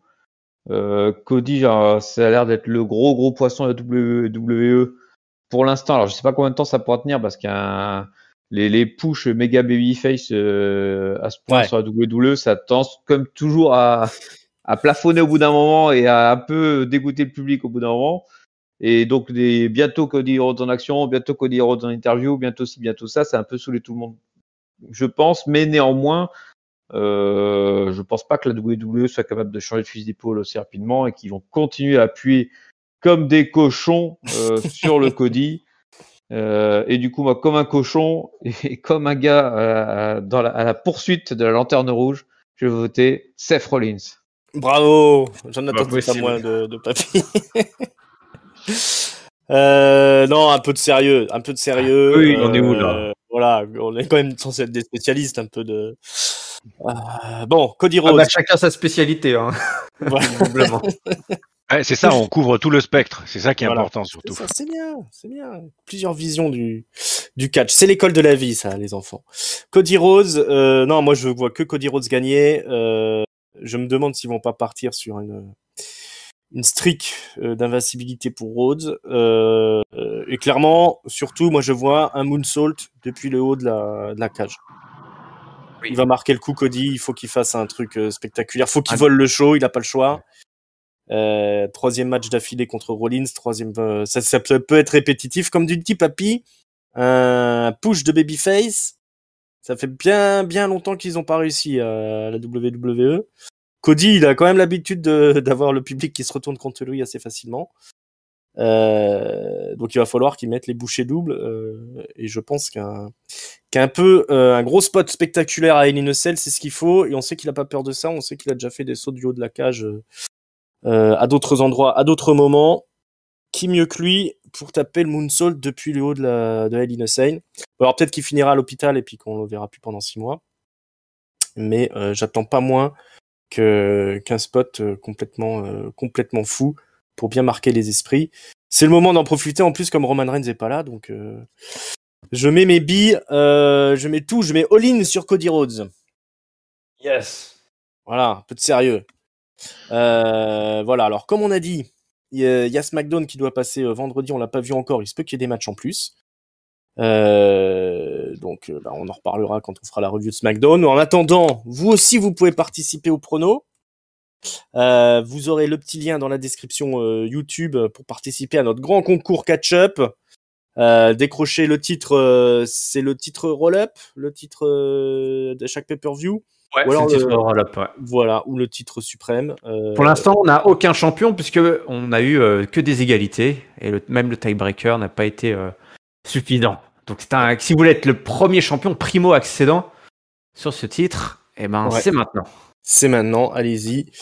C'est jouable, c'est accessible. Voilà, marquez le coup. Maintenant, il y a le tiebreaker en plus qui est là.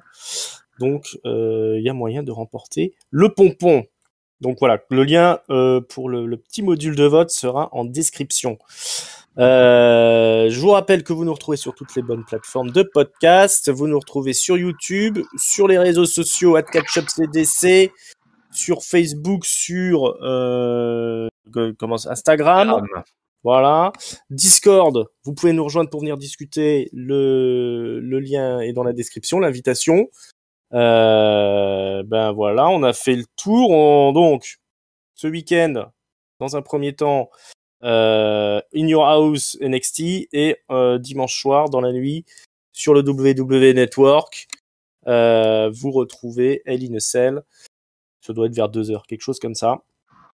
Donc un gros week-end de catch qui se présente. Les amis, Yerem, merci beaucoup d'être venus.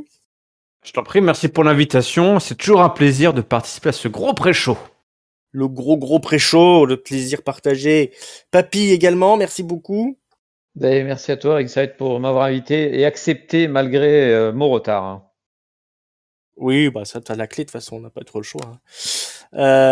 Letty, merci beaucoup également d'être passé pour ton premier gros pré-show. Ça t'a plu ? Merci pour l'invitation, oui, c'était sympa de vous découvrir aussi, puisque je ne connaissais pas encore tout le monde. Donc, c'était très sympa. Voilà, on remettra ça. Et Géliel, mon bon Géliel, merci également d'être venu. Merci Ringside, c'était également mon premier pré-show. J'aime beaucoup le format où on se met gentiment à l'amende en attendant 2 jours de la révision du show. Non, toujours très sympa. Donc à poursuivre. Je reviendrai. Voilà. On remet ça le mois prochain, les enfants. On espère que ça vous a plu à écouter autant que nous à enregistrer. On vous souhaite un gros week-end plein de catch et puis à très bientôt les amis. Ciao ciao. Salut à tous. Salut à tous.